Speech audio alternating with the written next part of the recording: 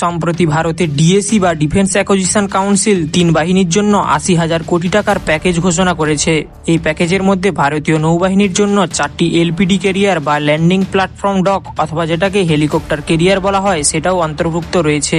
4টি landing platform doc তৈরি করতে 33,000 কোটি বা $3.9 বিলিয়ন খরচ করা হবে।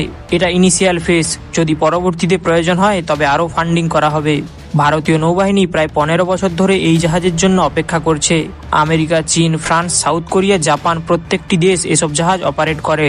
এলপিডির বৈশিষ্ট্য হলো নিজের পেটের ভেতর ট্যাঙ্ক, সাঁজোয়া যান এবং ভালো পরিমাণে সৈন্য পরিবহন করতে পারে।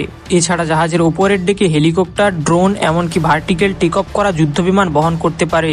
এয়ারক্রাফট ক্যারিয়ারের মতোই এগুলোর ভেতরেও হাসপাতাল, ক্যান্টিন, জিম সবকিছুই সুবিধা থাকে। ভারতীয় নৌবাহিনী প্রথম এই জাহাজের চাহিদা উপলব্ধি করে 2004 সালে। 2013 সালে টেন্ডার জারি করলেও কোনো ফল হয়নি। 2020 সালে টেন্ডারটি ক্যান্সেল করে 2021 সালে পুনরায় আরএফআই জারি করা হয়।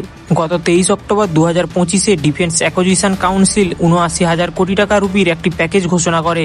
এতে নৌবাহিনীর জন্য 30 মিলিমিটারের নেভাল সারফেস গান, advance lightweight torpedo, electro optical research and tracking system, 76 মিলিমিটারের স্মার্ট অ্যামুনিশন এবং 4টি এলপিডি জাহাজ কেনার জন্যও বাজেট রয়েছে। ভারতের আন্দামান ও নিকোবর এবং লাক্ষাদ্বীপের মতো আইল্যান্ড রয়েছে, যেগুলো ভারত থেকে বহু দূরে অবস্থিত। হঠাৎ সাইক্লোন অথবা সুনামির মতো দুর্যোগে সাহায্য পাঠাতে এলপিডির থেকে সমতুল্য আর কিছু নেই। একসাথে 1000-এর অধিক সেনা, প্রচুর পরিমাণে খাদ্য ও রসদ, এছাড়া জাহাজের ভেতর থেকে উভয়চর যান বেরিয়ে ছোট ছোট দ্বীপে সাহায্য পৌঁছে দিতে পারবে। সুরক্ষার দিক চিন্তা করলেও কোনো বিদেশি শক্তি দ্বীপগুলো হাতিয়ে নিতে চেষ্টা করলে খুব তাড়াতাড়ি একসাথে হাজার হাজার সেনা, ট্যাঙ্ক, আকাশে ড্রোন ও হেলিকপ্টার পৌঁছে দেওয়া সম্ভব। এক কথায় পুরো যুদ্ধ প্রস্তুতি নিয়ে চলাফেরা করতে পারবে। ভারতীয় নৌবাহিনী এই জাহাজগুলির ওপর বিশেষ কিছু রিকোয়ারমেন্ট রয়েছে, যেমন জাহাজগুলি 30 থেকে 40,000 টন ওজনের হবে এবং লম্বায় 200 থেকে 230 মিটার লম্বা হবে। 16টি হেলিকপ্টার বহন করা যাবে, যার মধ্যে 2টি হেভি লিফট হেলিকপ্টার হবে।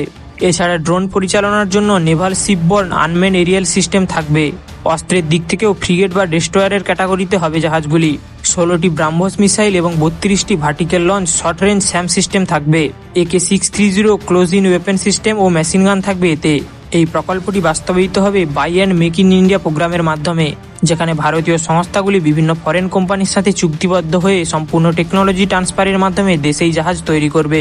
অলরেডি দেশীয় কোম্পানিগুলি বিদেশি সংস্থার সাথে চুক্তিবদ্ধ হয়েছে, যেমন লারসেন অ্যান্ড টুব্রো স্পেনের নাভান্তিয়ার সাথে জন কার্লোস 1 শ্রেণীর এলপিডি জাহাজের ডিজাইনকে ভিত্তি করে ভারতের রিকোয়ারমেন্ট অনুযায়ী মডিফাইড করে তৈরি করবে।